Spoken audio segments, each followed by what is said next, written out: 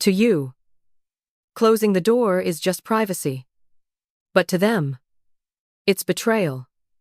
To you, rushing out is just being late for work. But to them, seeing you leave without a word, it feels like you might never come back. We think we know them. We think we understand their silence. But the truth is, cats are emotional sponges. They absorb every tone, every gesture, and every rejection. And right now, without even knowing it, you might be making a series of innocent mistakes that are slowly chipping away at the trust your cat holds so dear. Let's step into their paws to uncover the things that break their hearts, starting with the moment you walk through the door. Imagine your best friend comes home after a long trip. You run to hug them, bursting with joy, and they just walk past you. They look at their phone. They ignore you completely. That hurts, right? When your cat meets you at the door with their tail high and eyes wide, that isn't just curiosity. That is a declaration of love. In the wild, cats only greet those they feel safest with. If you rush past them, distracted by groceries or your phone, you aren't just being busy. You are rejecting their most vulnerable moment of the day. Stop. Take 2 seconds. Say hello. It means the world to them. But sometimes, rejection isn't about silence. It's about the noise we make. Have you ever noticed your cat slinking away when you're on the phone? Here's the thing. Cats don't understand smartphones. They don't see the other person. All they perceive is you, their safe human, suddenly speaking loudly, aggressively, and making wild gestures at thin air. To them, this behavior is erratic and scary. They wonder, are you angry? Are you angry at me? If you must take a loud call, try to do it away from their resting spot, or keep your tone controlled. Don't let your stress become their fear. And that fear deepens when you leave the house entirely, especially the way you do it. This is one of the most common mistakes. You grab your keys, mind on the meeting ahead, and you vanish. For a cat, who doesn't have the same sense of time as us, this sudden disappearance can trigger separation anxiety. They wait, and they wait. A simple ritual, a specific word like, be back soon, or a gentle scratch behind the ear acts as an anchor. It tells them, I am leaving, but I still see you, and I will return. It turns abandonment into a promise. But what happens when you are home, yet you still ignore their attempts to connect? Think about that soggy toy mouse they drop at your feet. It's not trash, it's a bridge.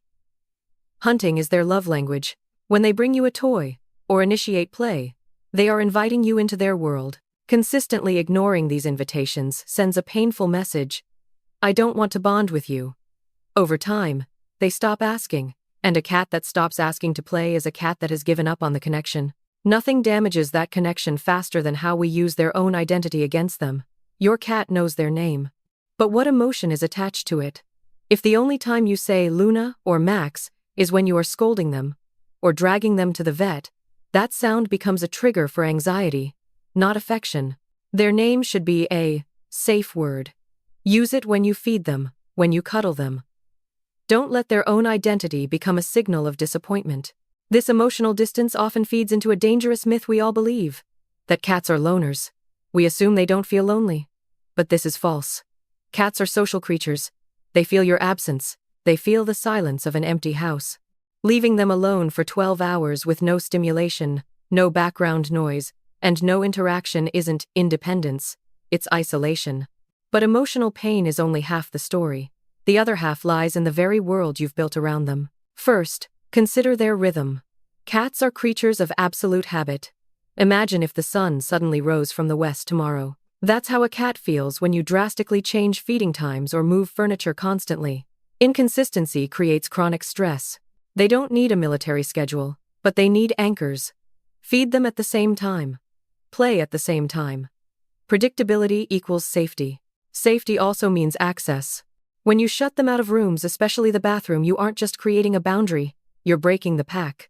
Why are they so obsessed with the bathroom? It's because in the wild, doing your business is a vulnerable moment.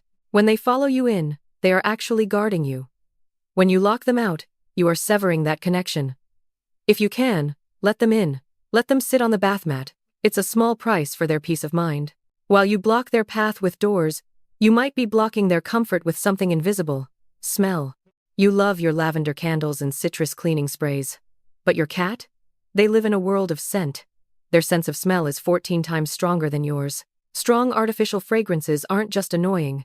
They are an assault on their senses. Worse, these scents cover up the territorial markers your cat leaves to feel safe. You are literally erasing their map of safety. And speaking of smells, there is one specific place where odor becomes an insult: a dirty litter box. I'll be blunt. Forcing them to step into a dirty box is like forcing a human to use a toilet that hasn't been flushed in 3 days. Barefoot. It stresses them out, and it can lead to medical issues. Scoop it daily. It's the basic contract of cat ownership.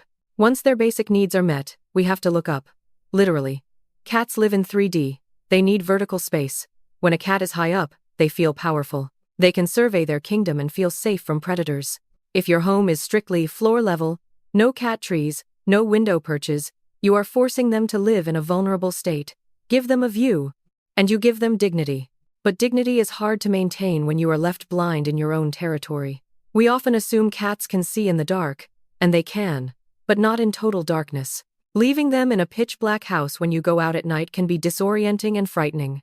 A simple nightlight can be the warm ember of safety they need while they wait for you. They wait in the dark. And often, they wait in a house that is far too loud for their sensitive ears. TV, vacuum, dishwasher, kids. Just like us, cats get sensory overload. If they don't have a designated quiet zone, a place where no one is allowed to touch or disturb them, they have nowhere to reset their nervous system. Create a do not disturb zone for them. It's crucial for their mental health. Now, we have to talk about the physical bond. This is where trust is most easily broken, often by how we react to their mistakes. When your cat knocks over a glass, you might yell. But remember, a cat doesn't have malice. They aren't trying to make you mad. They were either bored or clumsy. When you yell, they don't learn, I shouldn't knock the glass. They learn, my human is dangerous and unpredictable. You cannot discipline a cat like a human child. You can only redirect them. Redirecting them is key, but touching them the wrong way can be just as damaging as yelling. Specifically, the belly trap. The belly is the most vulnerable part of a cat. When they show it to you, it's a sign of trust. But it is rarely an invitation to rub it. Touching their belly, paws, or base of the tail when they haven't invited you is a violation of consent. Learn their no-go zones. Respect their body. Consent matters, even in cuddles. Respecting their body includes respecting their natural instincts, starting with how they eat. A bowl that is always full seems generous, but biologically, it's boring. Free feeding. Cats are hunters. The cycle of hunt, catch, kill, eat releases dopamine in their brains. Free feeding turns them into passive consumers. Try puzzle feeders, or hide small amounts of food around the house. Let them hunt their dinner. It brings purpose back to their lives. Just like food, their toys lose meaning if they are always available. Leaving toys out on the floor 24/7 makes them dead prey. They become boring background noise. Rotate them, hide them, make them special again. And when you do bring those toys out, be careful not to become the toy yourself. Playing too rough using your hands to wrestle teaches them that biting skin is okay. It's cute when they are kittens. It's dangerous when they are adults. Always put a toy between you and their claws. It's about boundaries. And crossing the line by forcing them to be held is a common mistake. Just because they are fluffy doesn't mean they are public property. Most cats tolerate being held, but few love it. If you constantly swoop them up when they are resting or eating, you become a source of annoyance. Let them come to you. A lap chosen is always better than a lap forced. But of all the physical mistakes, there is one that leaves the deepest scar of all: the water spray. This is the ultimate trust breaker. Spraying water to punish them doesn't teach them anything. It only teaches them to fear you and the water bottle. It damages the bond instantly. There are better ways.